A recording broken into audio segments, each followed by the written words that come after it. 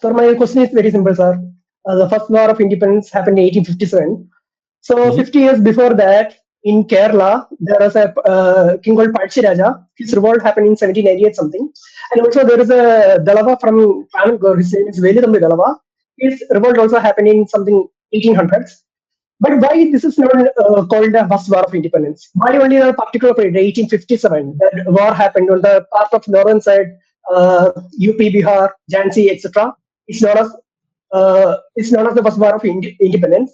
And also, sir, does that at the particular time, why it is contained in those areas only? Why it is not extended to anywhere else? Why the history is always Delhi centric?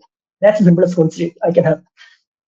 Yeah, you make a good point here. So, see, the history is written by the victors, and when it comes to Indian history, it was written by a very specific group of people, people who had a very specific agenda as to how to portray India's history.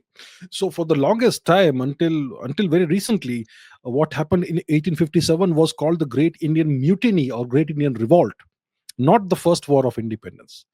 Okay, so even that event, which was spread across very large parts of India, was portrayed as a mutiny or a revolt, which sounds like a small thing. A mutiny is typically something that happens on board a ship when the sailors revolt against the captain. That's a mutiny. So that's a small number of people. But what happened in 1857 was much larger than that. But our historians, our own historians, have portrayed it as some small uprising or a revolt or a mutiny. And when it comes to what you're pointing out, there are many such events that have happened before that, where people in various parts of India, even in, like you're mentioning, in Kerala, in other parts of southern India, they took up arms against the British. And we know that they did not succeed in the long run, but they did take up arms against the British and fight the British, not with non-violence and ahimsa, but actually fighting them and trying to evict them from our territory. But there are many instances like this, but our historians have disregarded them and tried to sweep these facts under the carpet.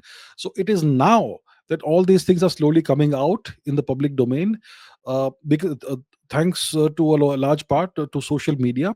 So people in various parts of India are doing the research, Yeah. and they're coming up with this information, they're putting it out in the public domain.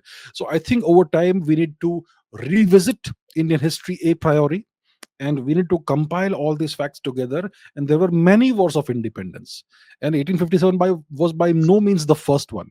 So I'm glad that you've pointed this out, and you Sure. are absolutely right.